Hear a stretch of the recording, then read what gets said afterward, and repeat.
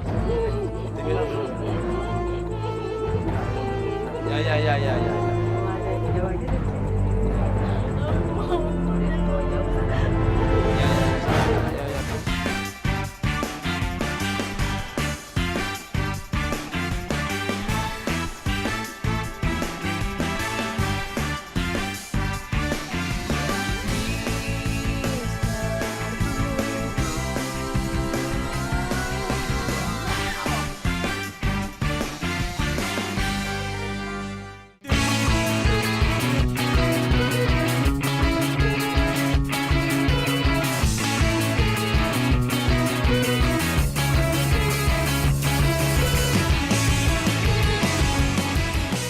Pemirsa, Mister Tukul Jalan-Jalan ketemu lagi di acara yang ditunggu-tunggu sangat luar biasa, yang membuat penasaran pemirsa, yang membuat pemirsa rasa ingin tahu ya, ada apa saja di Kalimantan Tengah dan sekitarnya. Jangan kemana-mana, tetap di Mister Tukul Jalan-Jalan.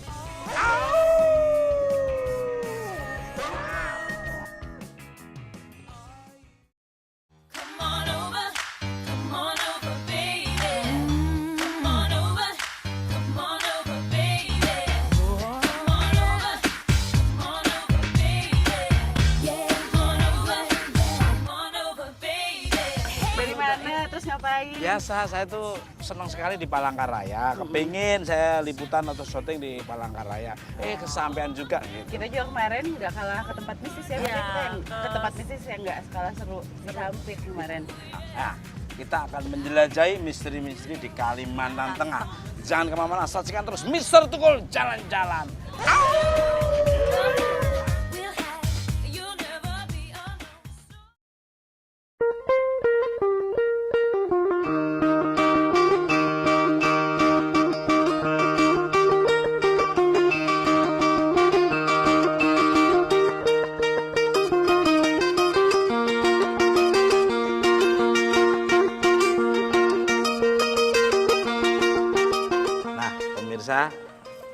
Sekarang saya berada di Museum Balanga, tempat penyimpanan benda-benda bersejarah Kalimantan Tengah. Pasti sangat menarik dan sangat membuat pemirsa penasaran ya. Seperti apa energi yang ada dalam museum, sepertinya suasana sangat membuat bulu kuduk ya. Dari udah di sini aja udah terasa ya. Mbak Risa, saya mau nanya nih, merasakan apa ini sebelum kita masuk ke museum nih? Nanti juga Mbak Lia saya tanya. Ini kita belum masuk ke dalam aja udah ngerasa auranya beda gitu ya Mas ya, kayak mau masuk ke dimensi lain gitu. Penasaran banget saya juga sama benda-benda pusaka yang ada di dalam, kayaknya menyimpan satu nilai sejarah yang penting banget untuk kamu. Aku ngerasain tadi waktu pas duduk di sini. Yang duduk di sini tuh udah ngerasain aura yang nggak enak. Nah, pemirsa, penasaran energi-energi apa saja yang ada dalam museum dan sosok-sosok apa yang mungkin dilihat oleh Mbak Risa dan Mbak Lia. Ayo, kita ikut ke sana.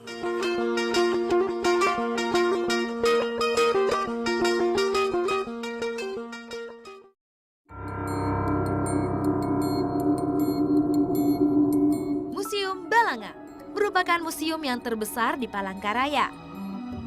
Museum yang terletak di Jalan Cilikriwut ini berisi berbagai peninggalan sejarah yang didominasi dengan benda-benda budaya Dayak. Dari rumah adat, patung, tembikar, senjata, mata uang, bahkan sampai peti mati adat terpajang dengan rapi di tempat ini. Uniknya, semua benda budaya di tempat ini merupakan benda asli yang memang pernah digunakan dalam kehidupan sehari-hari masyarakat asli Kalimantan Tengah. Bahkan, beberapa benda di tempat ini merupakan benda pusaka warisan leluhur yang dihibahkan oleh masyarakat kepada museum. Para petugas museum percaya benda-benda yang ada di tempat ini ditunggu oleh makhluk penjaga yang tak kasat mata. Bahkan, beberapa pengunjung museum pun pernah melihat keberadaan mereka di tempat ini dengan wujud aneh yang misterius.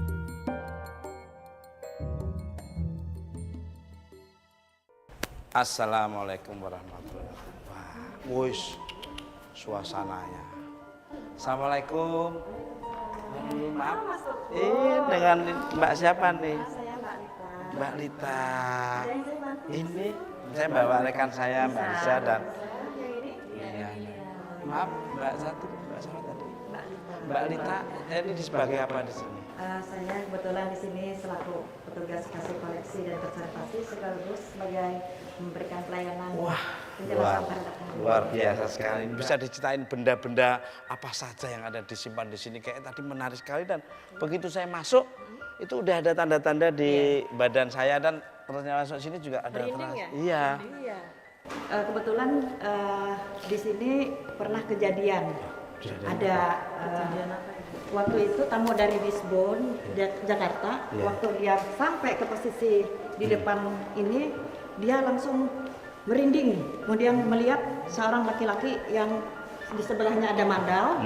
Kemudian lagi dia mau memegang tongkat mangkok berisi darah, mau diserahkan. Melihat kayak gitu, ini tamunya lari. Padahal itu kalau di sini belum tentu artinya mereka itu menakutkan, mungkin itu sebagai rasa tanda mereka tuh menerima dan juga bisa menjadi berkah juga ya. Sebenarnya Mungkin kalau dari cerita Ibu tadi ya jarang-jarang banget gitu, itu akan terjadi, nggak setiap orang bisa datang ke sini dan ditunjukkan Mas gitu. Jadi kalau misalkan menunjukkan diri ini sepertinya adalah pada orang-orang tertentu Mas. Jadi nggak ke semua orang. Iya. Dan emang benda-benda di sini bersejarah, semua punya nilai dan pernah dipakai, pernah dipergunakan. Jadi nggak yang baru jadi langsung disimpan gitu Mas di museum. Jadi kayaknya pasti banyak kenangan dari setiap benda itu yang dimana tiap benda itu pasti punya penunggunya. Aku mau nanya itu kalau di sini tuh benda yang paling tua itu yang mana?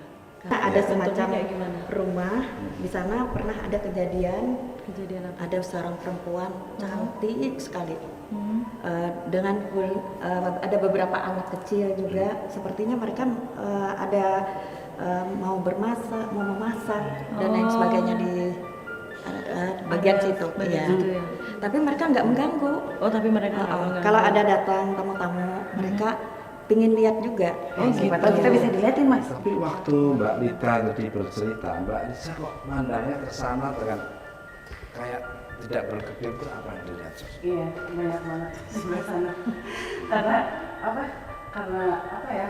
Banyak barang-barang di sebelah sana lebih banyak dan kayak menarik kita untuk ke sana gitu. Karena ada beberapa benda yang usianya sudah lebih dari 500 tahun. Wah. Yang mana tuh? Dia berupa sapundu dan berupa sandu. Kita bisa lihat sapundu tuh semacam Sapu. bukan patung. Kita bisa Patung lihat yang buat mulai. Terus sosoknya tadi ada anak kecil juga ya? Iya. Anak kecil memang sering. Iya. Anak-anak sekolah juga kalau yang dia punya individu dia sering juga melihat. Pemirsa penasaran apa saja benda-benda yang ada di atas museum ini. Terus ada lagi yang seperti anak-anak kecil yang menangis di bawah. Kemudian juga ada ibu-ibu perempuan juga yang kelihatan ketakutan seperti yang dikejar-kejar dan berbagai macam lagi. Selain itu lagi ada sama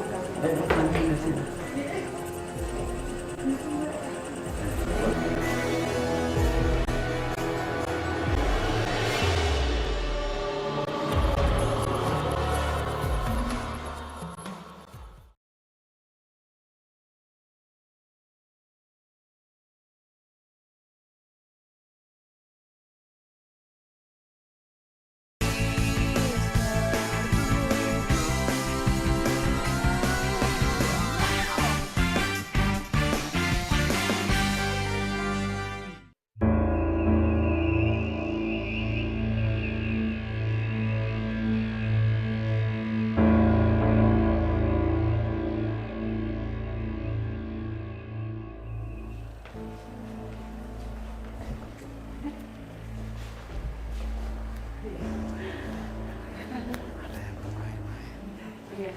Dia lagi berada di situ. Terus saya lari ke belakang. Iya, tadi begitu ditanyain ada sosok anak kecil terus kayak kalau misalkan bahasa anak zaman sekarang tuh yang aku gitu terus lari terus di situ. Tapi kita liatin malu lari ke sini. pingin lihat. Betul Mbak Lita. Dia pingin lihat Mas Tukul.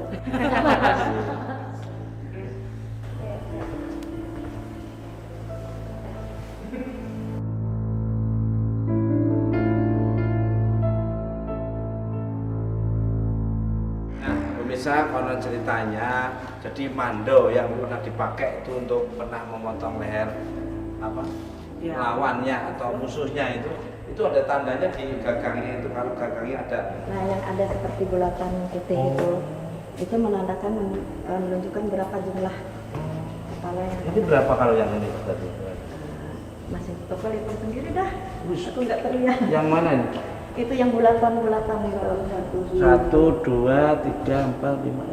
Banyak. Kalau yang tanda seperti garis, Rambut. tanda kali, itu menunjukkan bahwa si pemegangnya dari turunan, apakah dia dari panglimanya, pangkalimanya, sampai ke pimpinan yang terakhir pemegang. Tanda seperti itu. Mbak Risa sama Mbak Dian. Ini beda sama yang di sana ini. Apa yang dirasakan Mbak Risa dan Mbak Dian setelah agak sedikit masuk ke dalam? Lebih dingin ya, aku ngerasain badanku lebih dingin. Iya, dan kalau Dingin banget. Kalau saya sih berat, terasa lebih berat, dan begitu masuk ke dalam lebih dalam itu kerasa banget gitu Mas. Jadi pas begitu lihat benda-benda ini ya memang karena pernah dipakai juga. Jadi pasti biasanya kalau udah pernah dipakai terus ada turunan dari siapa itu biasanya sudah bisa dipastikan kalau itu biasanya ada penunggunya. Tapi ada pasangannya juga, Mas. Oh, ada pasangan. Dia tidak hanya seperti mandau, di sini yang disebut orang jimat, orang Dayak disebut penyang. Penyang? Banyak taring-taring itu. Oh, dari taring apa itu? Itu kebetulan dari taring beruang. Beruang. Kadang-kadang dari gigi babi, kemudian dari kuku-kuku beruang. Itu ada isiannya, Mas. Ada isian, Iya. isiannya gimana? Mas? Isiannya, bacaannya. Oh, bacaannya. Iya. Ada macam-macam bacaan. Ini asli semua berarti ya? Iya. Nah, pemirsa, bersyukur sekali tim Mister Tugu Jalan-Jalan. Karena apa? Karena kita diizinkan yang biasanya tidak boleh. Nah, seperti yang waktu kita di bau-bau tidak boleh, sekarang boleh. Nah, di sini juga seperti itu. Seperti apa benda-benda? Yuk kita lihat.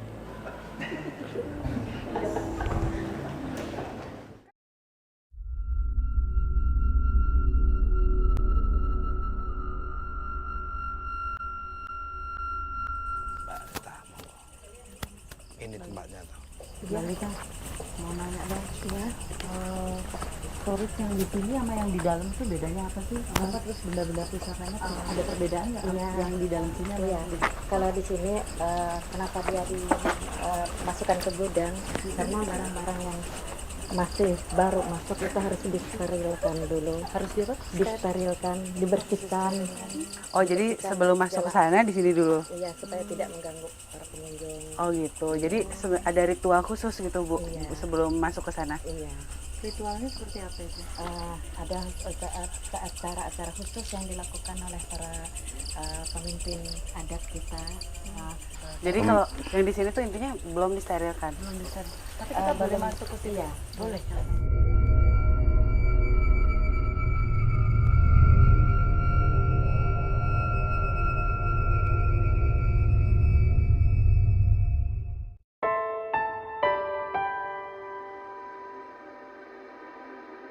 Di sisi lain tempat ini terdapat gudang tempat penyimpanan benda-benda budaya yang masih belum dibersihkan atau diritualkan. Karena semua benda yang ada di museum ini memiliki kenangan sejarah yang asli, menurut keterangan pengurus, sebelum dipajang benda-benda ini harus dirituali dan dibersihkan dahulu agar aman bagi pengunjung. Hal itu pula yang menyebabkan tempat ini tidak dibuka untuk umum.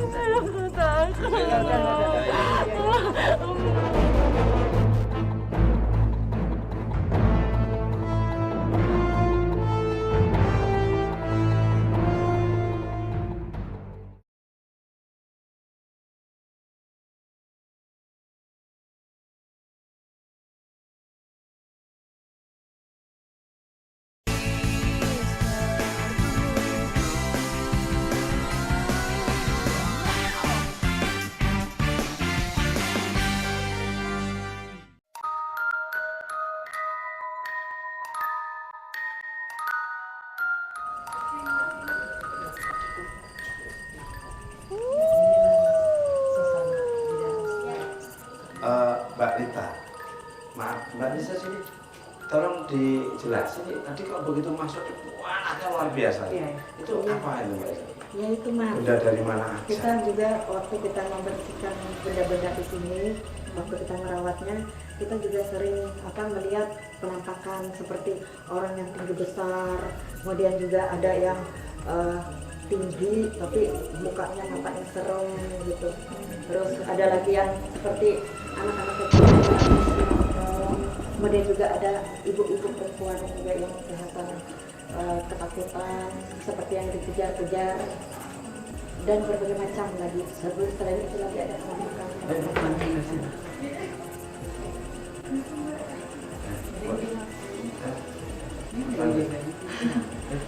Bisa tiba-tiba Mbak Lia Emilia kayak ada sesuatu yang masuk gimana?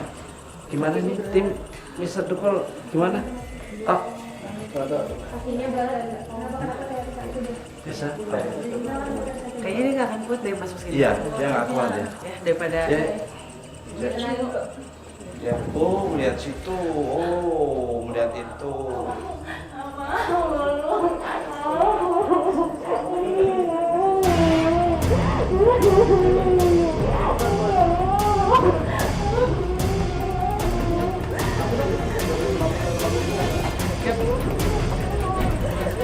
Pemirsa, tiba-tiba Lia Emilia menangis histeris secara misterius.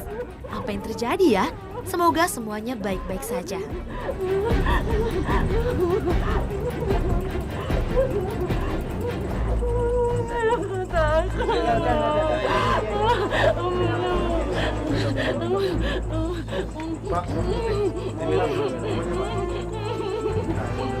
Ya. mau ada jauh aja dari sini. Udah bawa jauh ke sana.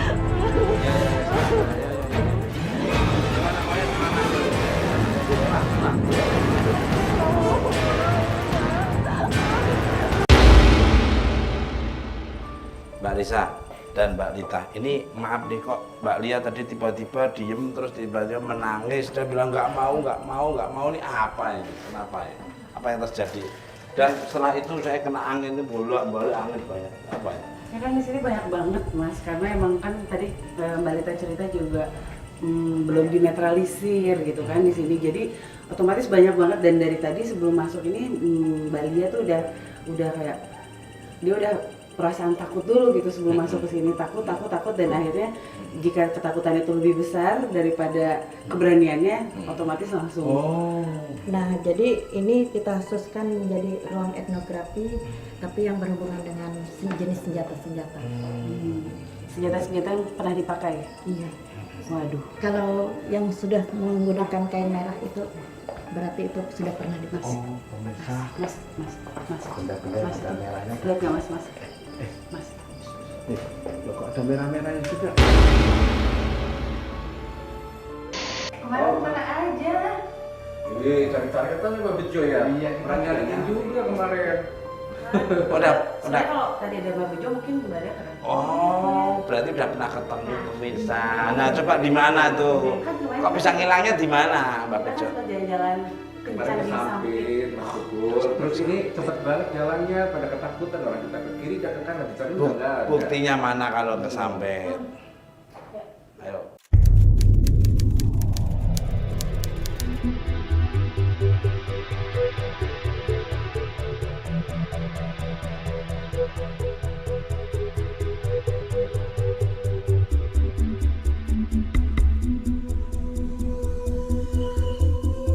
Mbah, Iya. ini di mana sih kita jauh-jauh ke Sampit, terus Mbah ngajaknya ke tempat gelap, terus Ini kayaknya yang nggak ada perumahan, nggak ada siapa-siapa. ini yang paling asik kalau jalan malam seperti ini. Apalagi di sini mungkin kita jauh dari penghuni ya. Kayak nggak ada rumah Iya, gitu, nggak ada. Dari penduduk yang jelas. Pengen aku ajak ke salah satu tempat. Di sini banyak sekali mitos-mitos yang benar-benar dulunya di tahun 90-an ini ada mungkin kalau dulu ya mungkin ini pesawat jatuh di sini hilang, musnah, tiada bekas. Jangan-jangan ini benar nggak? Saya tuh pernah dengar katanya di sini ada mitos, di daerah sini ada mitos tentang kerajaan gaib yang dulunya itu ada apa ya, pemiliknya adalah Datuk Haji Amin Kelaru. Lah ini Ini yang ini saya pengen ajak ke sini ini untuk bagaimana dan apa yang sebenarnya dari sini.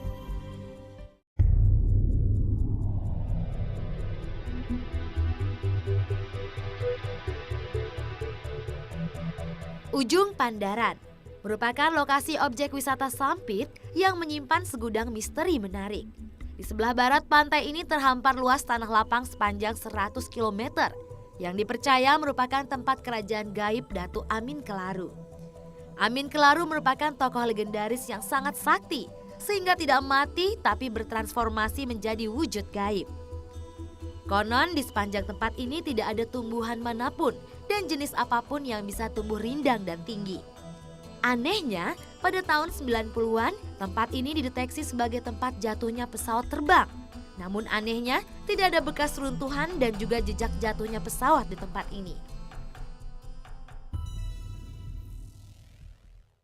Contohnya seperti orang melihat tempat perkampungan. Yang perkampungan mungkin juga itu ada orang-orangnya juga yang bisa ngelihat itu dengan kasat mata, karena kita kan sebagai manusia biasa nggak mungkin kita ngelihat kayak gitu. Tapi mungkin ada orang yang berjodoh dengan mereka yang bisa ngelihat, dan lagian dari mulut ke mulut mungkin mereka membilangin bahwa mereka pernah ngelihat perkampungan yang memang benar-benar bagus, dan orang bilang itu kayak seperti perkampungan apa istana gitu loh.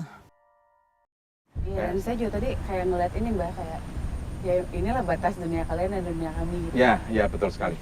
Dan ini jaring-jaring ini membatasi antara yang nyata dan tiada ya. Yang ada dan tiada ini kita memang dibatasi. Karena apa?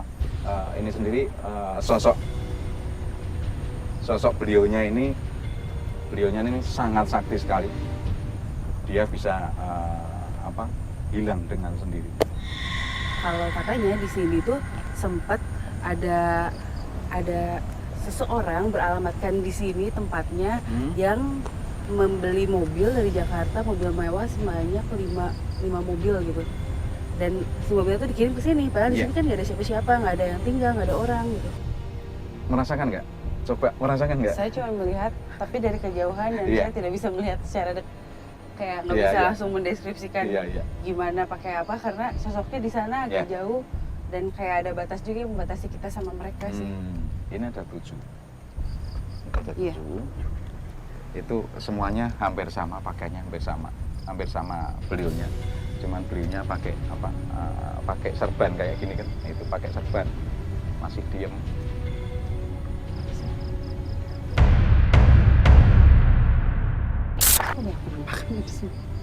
Ya, itu benar. Coba yang benar, lihat benar. Ngapain malam-malam di sini Pak? Sini saya mau melihat keadaan alam sini. Yang mana ceritanya konon dulu ada salah satu seorang yang bertapa di sini. Itu menurut cerita itu adalah salah satu orang yang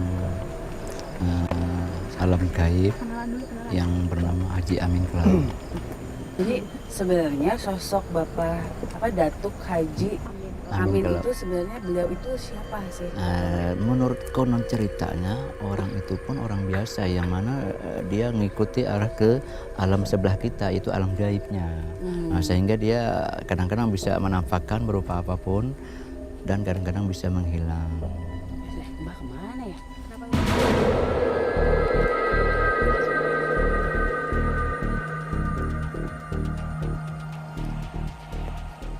Dulu Pak. Jadi barusan ketika Bapak bercerita tentang beliau, tentang Datuk Haji Amin itu, pada saat diceritakan di sosoknya, Mbak kayaknya langsung merasakan gitu sebenarnya siapa beliau, dan kayak lebih terbuka dan langsung berhubungan dengan beliau sih. Saya lihat.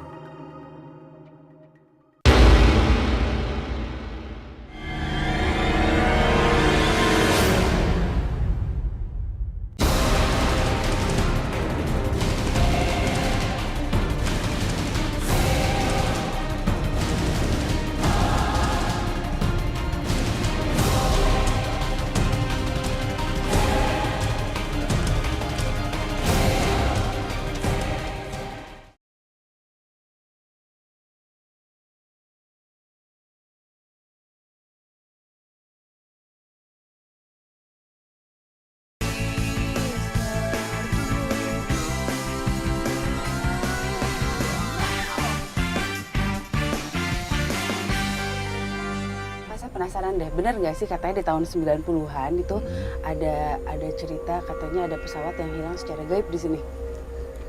Memang ada, Mbak.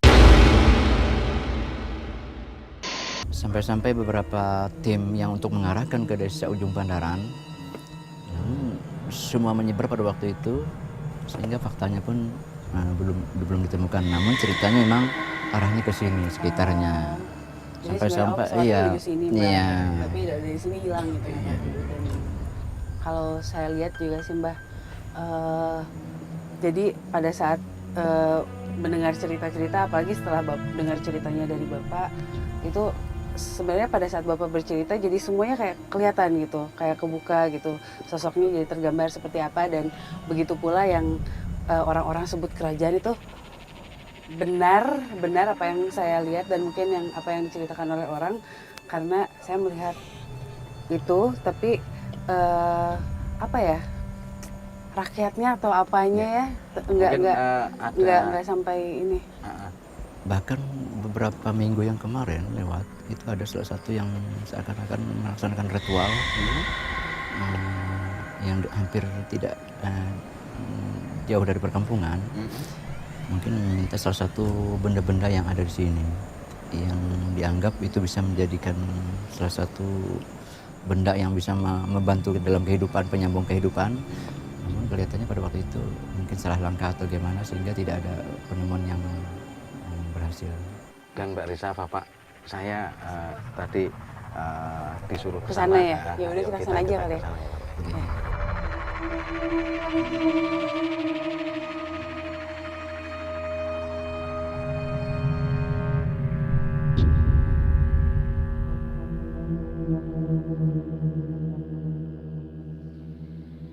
Sebenarnya suka ada kejadian aneh atau gaib apa sih yang terjadi di daerah sini? Sering terjadi, Mbak. Contohnya seperti apa sih, Pak? Kemarin itu ada salah seorang yang naik kelotok atau kapal perahu.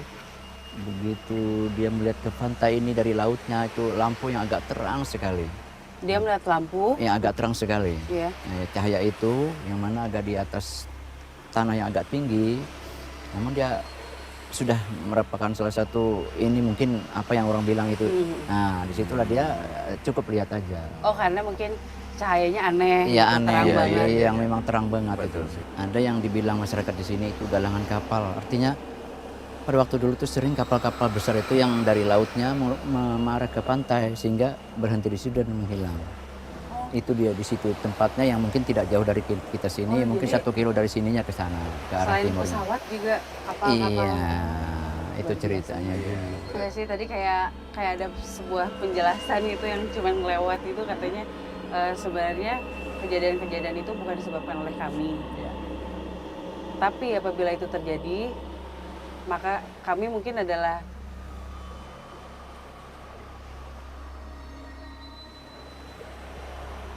kayak apa ya? Enggak. Kami justru yang menyelamatkan mereka gitu. Ya.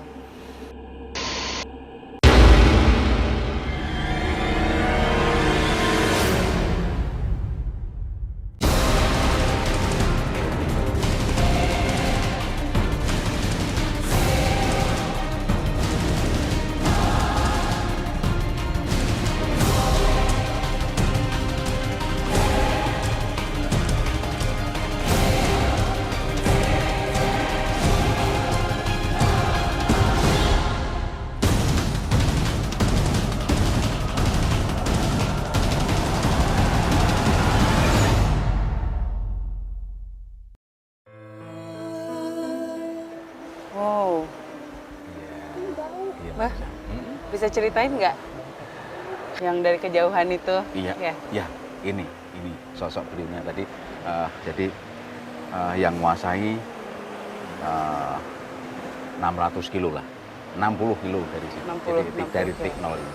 Jadi semuanya di sini beliau. Ini yang sering, yang tadi kita tarik ke sini tadi, bukan sana jalannya, ini jalannya. Lah ini sosok. Kalau ini gimana, Mbak? Kalau ini kan dulu juga penduduk sekitar.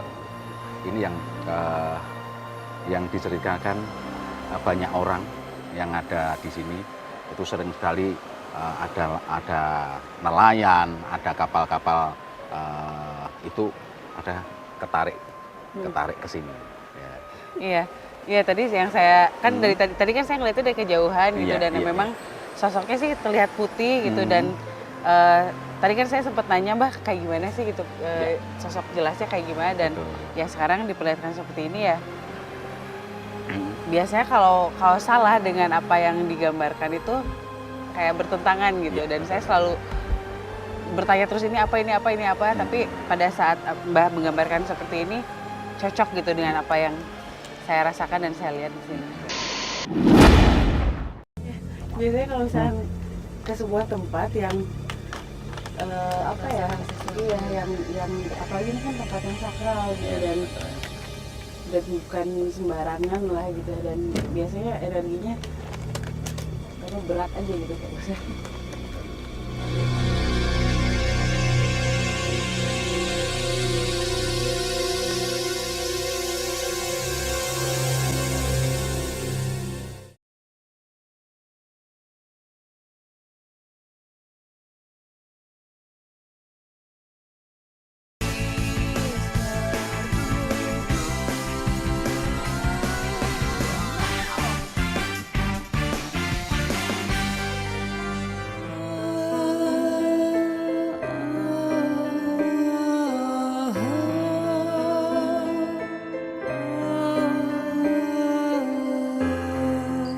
Dia Pak Calon, apa kabar? Baik. Iya Pak. Ini Pak lihat teman saya, jadi tadi saya muter-muter ke sana, terus udah gitu penasaran dengan adanya ini apa namanya makam-makam ini loh Pak. Bangunan keramat. Iya bangunan keramat gitu. Yang Bapak ketahui tentang bangunan keramat gimana sih Pak ceritanya Pak? Jadi bangunan keramat ini bagi orang Dayak sebenarnya sebuah bangunan yang dibuat oleh manusia tapi dia dianggap dikeramatkan karena disakralkan karena disucikan begitu ya. Jadi ini juga dalam kawasan paling tidak yang berpaping ini dianggap daerah yang disucikan. Jadi tidak bisa melakukan hal-hal yang bersifat negatif di sini. Karena dianggap di sini juga tempat suci dan para roh-roh gaib, roh-roh yang maha suci dan maha sakti. Gitu.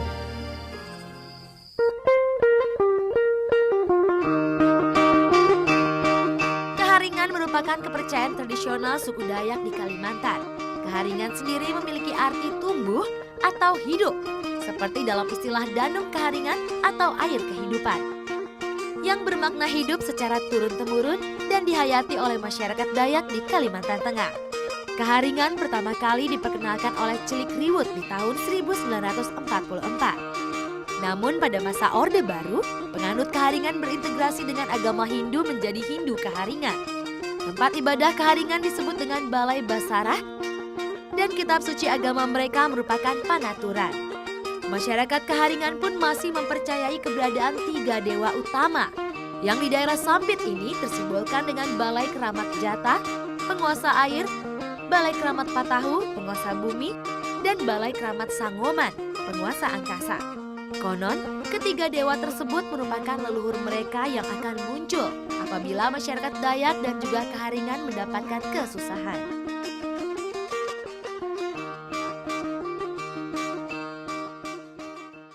Kalau keharingan sendiri apa? Keharingan ada artinya? Keharingan itu dia berasal dari kata haring. Haring itu artinya sesuatu yang tumbuh dan berkembang. Ibarat sebuah tanaman, dia tanpa ditanam, tanpa disemai, tanpa dirawat, tanpa dipupuk, tapi dia tetap hidup lestari. Jadi keharingan itu artinya agama keharingan, jadi agama yang tumbuh dan berkembang di bumi Kalimantan begitu ya, tanpa dibina dan dirawat. Makanya dari dulu orang mengatakan agama Helo ya agama dulu begitu ya. Pak, saya pengen tahu sih kalau misalnya di situ makna-maknanya apa sih? Ya. Oh iya. Kita lihat dari yang sana dulu ya. Iya.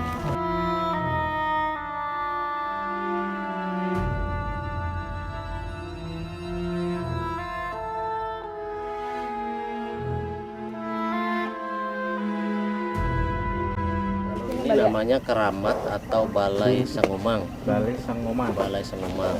Nah ini kita anggap kenapa kita anggap dia ini juga sebagai penjaga, pemelihara dan penolong masyarakat Kota Waringin Timur. Nah, dia ini dianggap dalam versi agama Hindu Kahringan itu dia ini adalah dewa pemberi rezeki. Jadi kalau kita ingin sejahtera, ingin dapat rezeki ya dari Sengomang ritualnya. Ya. Kalau yang merah itu, Pak? Yang tengah ini patahu atau balai atau karamat patahu. Jadi dengan simbol Kalau ini maknanya apa nih, Pak? Ini patahu ini dengan simbol merah. Ini dianggap sebagai orang sakti yang maha sakti begitu ya, yang semacam pahlawan atau panglima. Jadi pasukan tempur ini. Yang tengah justru ya. Dan ini yang kalau memang secara kasat mata kita, kalau memang betul-betul menolong masyarakat yang tersesat, ibaratnya dalam sebuah peperangan, ini yang bisa menjelma menjadi manusia atau menjadi sosok manusia ikut pertempuran, dan terkadang juga bisa hanya kelihatan senjatanya saja. Nah, yang dalam versi orang ya seperti panglima burung lah, hanya senjatanya kelihatan tapi badannya tidak. Kalau yang ini, Pak, maknanya apa nih, Pak? Nah, jadi ini jatah. Ini jatah keramat atau balai jatah yang berkuasa, yang paling berkuasa di bawah air, di dalam air. Jadi semua kekuatan di bawah air itu tiga ini jatah ini. Kalau di tempat saya kepercayaannya roh yang menguasai air namanya roh kidul, Pak. Kalau di sini jatah. Iya, betul. Bentuknya Bapak pernah lihat nggak maksudnya? Konon ceritanya pernah. Bisa juga dia tampil ke dunia ini dalam bentuk buaya putih. Sering. Nah, ini juga bentuk, kadang dia bisa manusia, kadang dia juga bisa berupa binatang, berupa kadal kecil, tapi kalau kita pukul tiba-tiba justru kita yang pingsan. Siapa ya? Kayak kenal. Babejo Karisa. Babejo. Betul ya. Dari mana, Mas? Ya Allah, Babejo tahu. Iya. Lebaran. Ini Pak Calon. Saya Risa. Iya, kita juga kesini Mbak. Penasaran ya tadi ya, dari tadi ngobrol berdua ngomong soal apa sih tadi? Pasukan burung. Ya, saya. Ya, biasanya kalau saya ke sebuah tempat yang apa ya? Iya, yang apalagi ini kan tempat yang sakral gitu, dan bukan sembarangan lah gitu, dan biasanya energinya karena berat aja gitu kayak saya. Kalau begitu langsung tahu. Dari tadi. Apa sih? Jadi kayak apa ya? Kayak rindu, kayak ada sesuatu yang menempel gitu ya. Sini. Enggak sih, kalau ini tuh kayak kita kondisinya juga lagi ini sih ya, maksudnya kita di jalan-jalan terus masuk sini dan energinya di sini cukup besar gitu, lumayan langsung. Maaf, saya lihat senjatanya persis ini. Ya, Saat saya di sini ini saya lihat senjatanya, makanya itu panjang sekali ya, panjang sekali. Ini bisa jalan sendiri, Siapapun yang yang melawan dengan kekuatan apapun. Kalau saya sih tadi pertama masuk sini, ini udah cukup gelap gitu. Terus saya merasa ini positif nih, saya nggak ada apa-apa nih kayaknya di sini gitu. Pada saat seperti itu, terus berpikiran di sini sih aman kayaknya ya, karena emang tidak terasa apa ya, menyeramkan karena tempat yang sakral gitu. Begitu saya ngomong kayak gitu, jadi kayak ditunjukin langsung begitu, energinya langsung berasa. Ya, maksudnya boleh gitu menganggap ini tempat yang tapi jangan apa ya, bahasanya sompral gitu ya. Tadi saya agak ini sih agak mana nggak ada apa-apa gitu, seperti kayak gitu, dan langsung kayak langsung ditunjukkan gitu ya. Tapi gitu. Intinya memang di sini komplit ya, antara laut, antara bumi, yang satu apa itu? Bumi laut. Ya, boleh dikatakan angkasa. Berarti dan memang adanya keseimbangan di sini. Iya, jadi tadi sempat ada tujuh apa harus ada persyaratan 7. Itu sebenarnya apapun permintaan itu sampai ke tujuan seperti itu. Jadi 3 ini Tritunggal ya. Tritunggal ini mungkin ada bumi, air, dan api, istilahnya seperti itu kan. Betul, tadi Jadi, sudah dijelasin sama Mbak, sama Bapak calon. Iya, Betul. jadi saya sangat-sangat hormat sekali.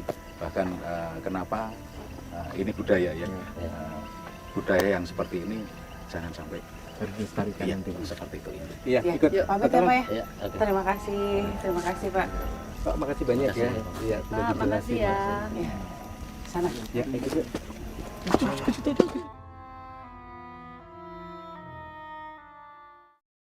Udah, pokoknya tenang aja. Nah, aku sama Mbak Bejo tuh udah ada satu tempat yang kayaknya seru banget lah, lebih magis lah. Pokoknya semuanya tuh Mbak Bejo yang Waduh pemirsa, Mbak Bejo dan Ageng Kiwi tiba-tiba menghilang secara misterius. Kira-kira mereka akan bertemu nggak ya? Aduh, jadi makin ngeri aja nih. tapi serem juga sih. Sedih.